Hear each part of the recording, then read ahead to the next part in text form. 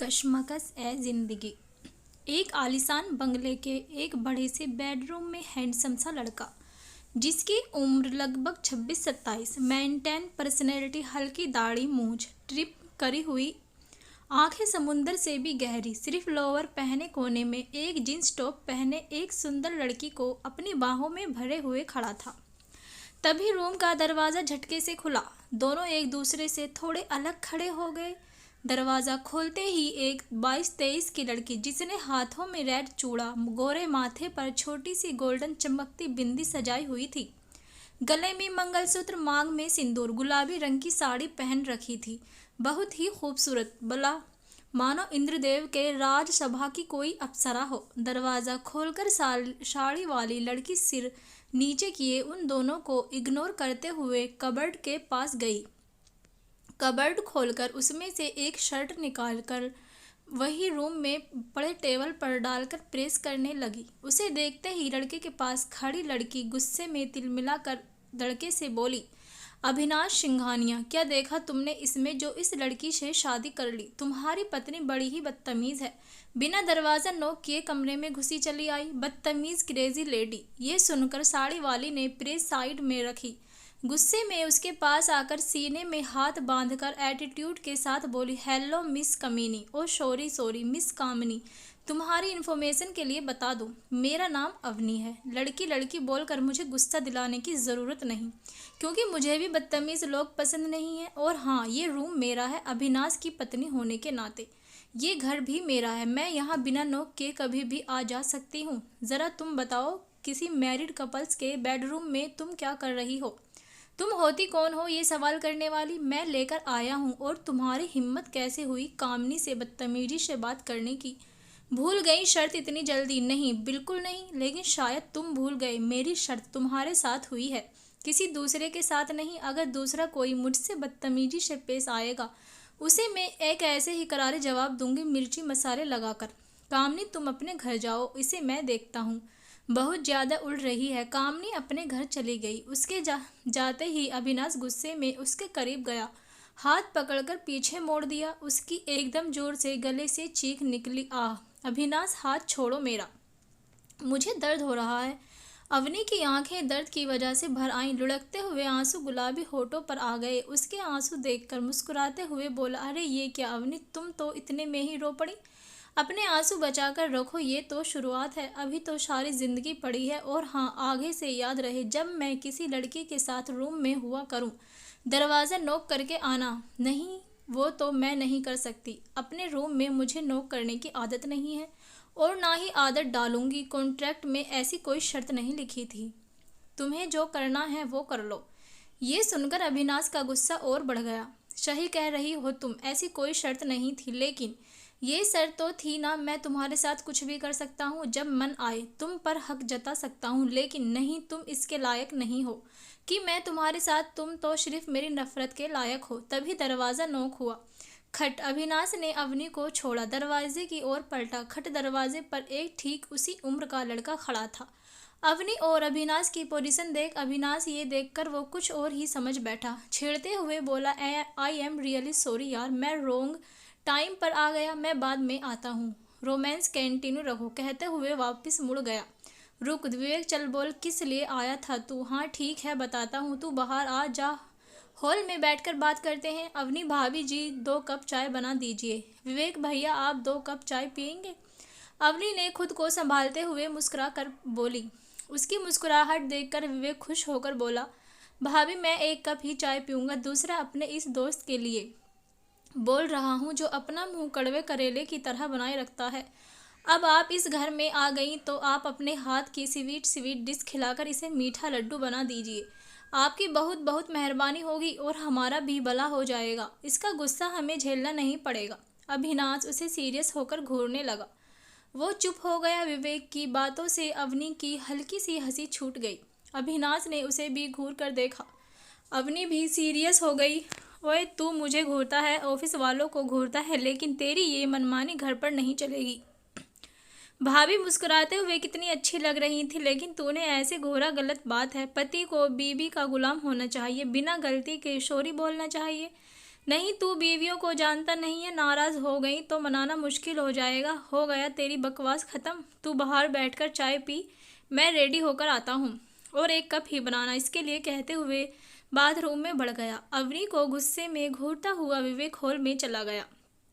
Avani kitchen में चली गई। अवनी चाय बनाने के लिए किचन में चली आई। चाय तो बना रही थी, लेकिन उसका सारा ध्यान अभी थोड़ी देर पहले अपने पति की उस लड़की कामनी के साथ हरकत को याद करके उसका दिल जल रहा था, मन दुखी था।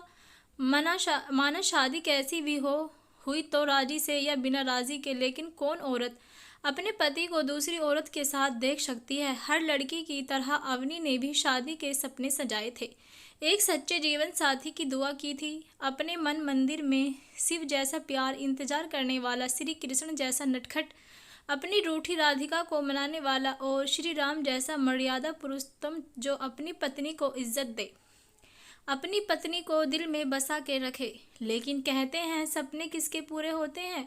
उसका सपना टूट कर बिखर गया। दिल अभिनाश की नफरत से एक ही झटके में पूरी तरीके से छलनी हो गया था। चाय बनाते हुए अवनी की आंखों से आंसू बह रहे थे। आंसू बह बह कर उबलती चाय में गिर रहे थे। विवेक ने आवाज लगाई, विवेक भाभी जी चाय बन गई क्या? इतने में अभिनाश चिल्लाते हुए वहां आया। गुस्से में उसके चिल्लाने से अवनी ऊपर से लेकर नीचे तक हिल गई। हाथ अभिनाश के दबाने से पैन कर रहा था। उसी हाथ में चाय का बर्तन पकड़ रखा था। वो डर के मारे छूट गया। गरम चाय जमीन पर गिर गई, थोड़ी उछलती हुई उसके पैरों पे आ गिरी। अवनी माँ चीख सुनकर विवेक सोफे से उठता हुआ आया। अभिनाश चुपचाप खड़े देखता रहा। विवेक जेब से रुमाल निकालकर पैर से चाय साफ करने लगा। नंदू काका से कहा, विवेक, नंदू काका जल्दी से फर्स्ट बॉक्स लेकर आइए। नंदू काका अभी लाया। विवेक बाबू अभिनाश को डांटते हुए बोला, क्या अभिनाश इतना क्यों चिल्ला रहा है? डर गई ना भाभी जी, अपने पैर पर चाय गिरा ली। अभिनाश, विवेक ये कैसे बात कर रहा है मुझसे? नंदू काका बॉक्स लेकर आए। लीजिए विवेक बाबू। विवेक, हाँ लाइए। आइए भाभी जी, मैं दवा लगा दूं, जलन कर रहा होगा। अब जब अपना पति ही केयर नहीं कर रहा तो दूसरों से क्या मरहम लगवाती। यही सोचते हुए अवनी ने विवेक के हाथ से फर्स्ट एंड बॉक्स ले लिया। अवनी, विवेक भैया रहने दीजिए, मैं खुद लगा लूँगी। अवनी बॉक्स लेकर कमरे में चली गई। विवेक, अभिनाश तुम रेडी नहीं हुए, जल्दी रेडी हो जाओ, मैं कार में वेट कर रहा हूँ। अभिनाश गुस्से में, तू मुझे ऑर्डर दे रहा है विवेक? अबे यार, शनिवार हो या रविवार, हमेशा तेरे सिर पर शनि विराजमान क्यों रहते हैं? अभिनाश, मैं ऑर्डर नहीं दे रहा, हम ऑलरेडी ऑफिस के लिए लेट हो रहे हैं। अभिनाश, हाँ तो कौन सा पहाड़ टूट गया?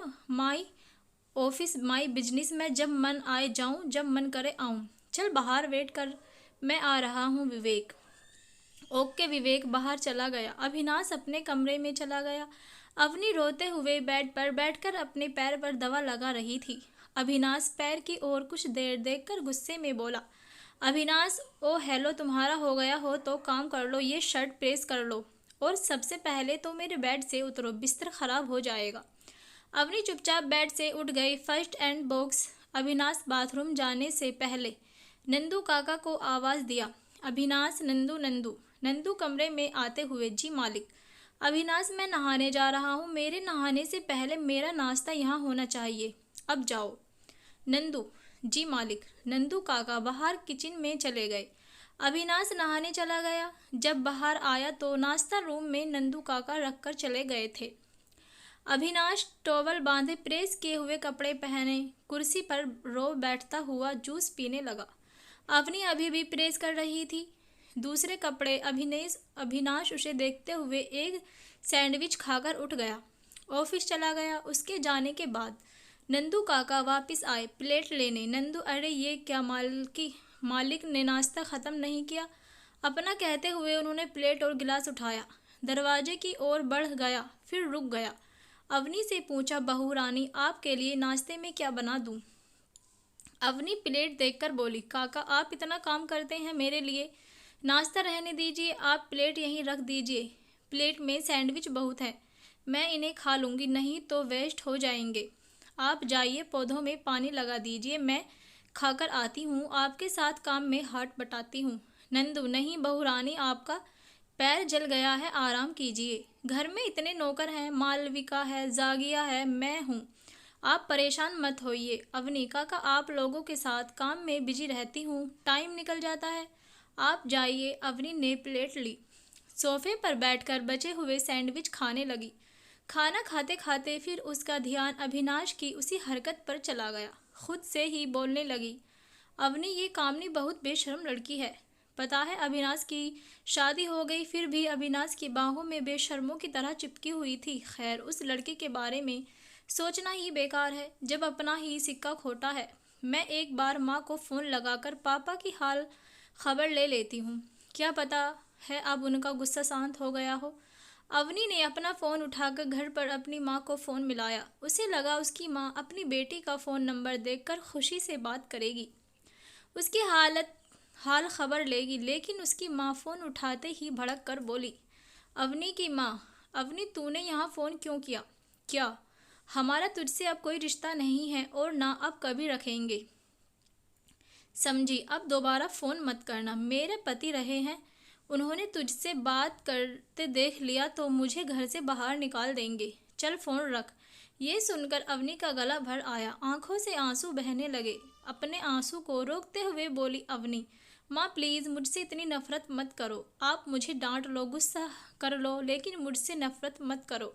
मुझे खुद से अलग मत करो। माँ मुझसे बात करो। अवनी की माँ ने एक ना सुनी फ़ोन कट कर दिया। उनके फ़ोन काटने के बाद अवनी सोफे पर बैठी हुई फूट फूट कर रोने लगी। उसकी रोने की आवाज़ सुनकर घर के सारे नौकर कमरे के बाहर इकट्ठा होकर देखने लगे। सारे नौकरों की अवनी पर तरस आ रहा था। विवेक ड्राइविंग करते हुए अविनाश को समझा रहा था, जो गुस्से में बैठा हुआ था। जाने कौन सी दुनिया में खोया था कि विवेक बार बार कुछ कह रहा था, लेकिन उसके मुंह से हाँ हूँ कोई जवाब नहीं आ रहा था। तब विवेक ने हाथ कंधे पर टच करते उसका ध्यान अपनी ओर किया। विवेक, अविनाश यार कहाँ खोया हुआ है? मैं पागलों की तरह कब से तुझसे बात बोलता जा रहा हूँ। अविनाश अपने ख्यालों से निकलते हुए, हाँ बोल, क्या बोल रहा था? विवेक, मैं ये कह रहा था कि यार तुझे आज अपनी भाभी के साथ तुझे ऐसा बर्ताव नहीं करना चाहिए था यार। पहले तो तू चिल्लाते हुए अपने कमरे से आया, जिससे वो डर गई। उनके पैर पर चाय गिरी।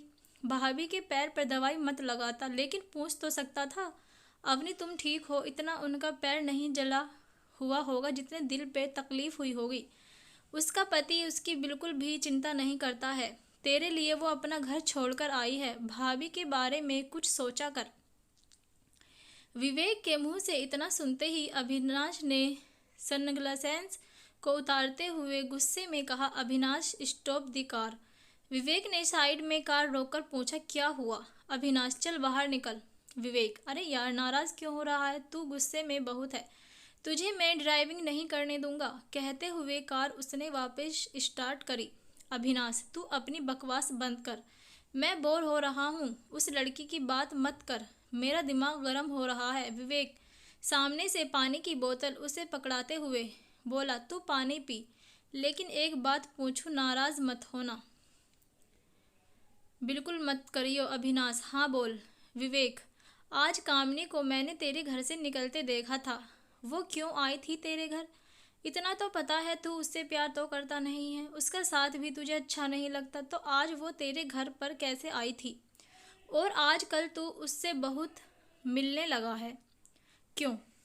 अविनाश, तू दोस्त है तो कुछ भी कह सकते हो।